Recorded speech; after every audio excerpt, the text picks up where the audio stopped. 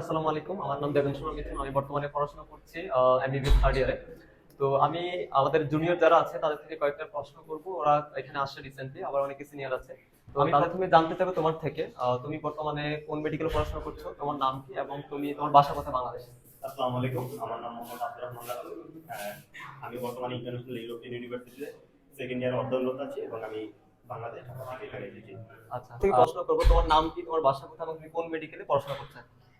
আমার নাম হচ্ছে মিতু আদের। আমি ইন্টারন্যাশনাল ইউরোপিয়ান ইউনিভার্সিটিতে ফার্স্ট ইয়ারে অধ্যয়নরত আছি।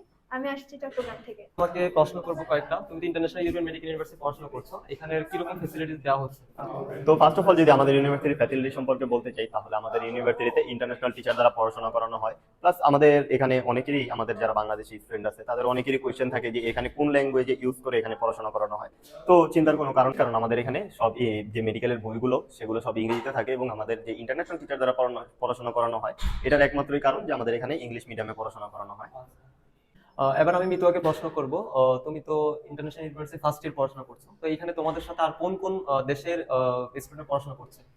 আমাদের এখানে বাংলাদেশি স্টুডেন্টদের পাশাপাশি Indian, Pakistani, Syria, Iraq, Saudi Arab, Dubai, Sri Lanka, আরো বিভিন্ন দেশ দেশের থেকে মেডিকেলে পড়াশোনা করতে পড়াশোনা আসে। করছে। যেহেতু এই দেশে হচ্ছে ইন্টারন্যাশনাল স্টুডেন্ট পড়াশোনা করে এবং এখানে ইংলিশ মিডিয়াম পড়াশোনা করা হয়ে থাকে, ওরা স্টুডেন্ট থেকে আমরা জানতে পারলাম। তো সেক্ষেত্রে যারা মেডিকেল পড়ার ইচ্ছা থাকে এবং তারা চাইলে খুব সহজ ইজিলি এখানে পড়তে পারবে এবং ভাষা নিয়ে কোনো প্রবলেম হবে না, বা এই দেশের কোনো ভাষা শিখতে হবে যদি ইংলিশ মিডিয়াম পড়াশোনা করা হয়ে থাকে। রাতুল, আমি তোমাকে আরেকটা কোশ্চেন করবো। এখানে যেহেতু বাংলাদেশি স্টুডেন্ট আছে এবং ইন্টারন্যাশনাল স্টুডেন্ট পড়াশোনা করে, তো এখানে বাংলাদেশের জন্য কিরকম হোস্টেল ফেসিলিটিস এবং ইন্টারন্যাশনাল স্টুডেন্টের জন্য কিরকম হোস্টেল ফেসিলিটিস আছে? হ্যাঁ, তো আমাদের এখানে যে হোস্টেল ফ্যাসিলিটি, আমাদের ইউনিভার্সিটির পক্ষ থেকে আমাদেরকে দুইটা হোস্টেল আর কি দেওয়া হয়েছে। তো একটা হোস্টেলের মধ্যে সম্পূর্ণ আমরা বাঙালি, এন্ড সেকেন্ড যে হোস্টেলটা আছে সেটার মধ্যে সব পাকিস্তানি, ইজিপশিয়ান এবং অ্যানাদার কান্ট্রি যেই স্টুডেন্টগুলো আছে তারা এখানে থাকে। তো আমাদের যে বাঙালি হোস্টেল সেখানে আমাদেরকে 3 বেলায় আমাদেরকে বাঙালি খাবার দাবার সবকিছু পরিবেশন করা হয়। তোমাকে আরেকটা কোশ্চেন করবো মিতুয়াকে। যেহেতু এখানে বাংলাদেশে অনেক ছেলে মেয়ে একসাথে পড়াশোনা করে, অনেক স্টুডেন্ট প্রশ্ন করে যে ভাইয়া মেয়েদের সেফটি সিকিউরিটি কেমন বা কিরকম। তো তুমি যেহেতু মেয়ে, তো সেক্ষেত্রে তোমার এখানে আসার পর কিরকম মনে হচ্ছে, বা ইউনিভার্সিটি সম্পর্কে বা মেয়েদের সেফটি সিকিউরিটি কেমন হতে পারে এখানে, তোমার কি মনে হচ্ছে? মেয়েদের জন্য বলতে গেলে এই দেশটা অনেক বেশি সেফ। আমি যখন থেকে এই দেশে এসেছি বা যখন থেকে এখানে থাকছি তখন থেকে আমাকে তেমন কোনো সমস্যার সম্মুখীন হতে হয় নাই। এখানে যারা টিচাররা আছেন, আমাদের অনারেবল টিচাররা, ওনারা অনেক বেশি ফ্রেন্ডলি আর হেল্পফুল, আমাদেরকে যে কোনো প্রবলেমেই সাহায্য করে।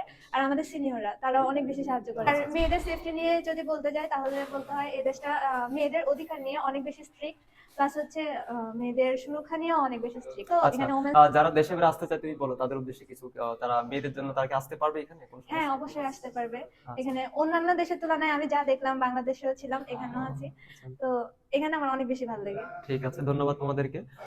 ধন্যবাদ রাতুল এবং মিতুয়াকে। তোমার জন্য অনেক অনেক শুভকামনা এবং তোমরা অনেক বড় ডাক্তার হও। আমাকে তোমাদের ইউনিভার্সিটি ফেসিলিটি সম্পর্কে বলার জন্য আবার ধন্যবাদ জ্ঞাপন করছি।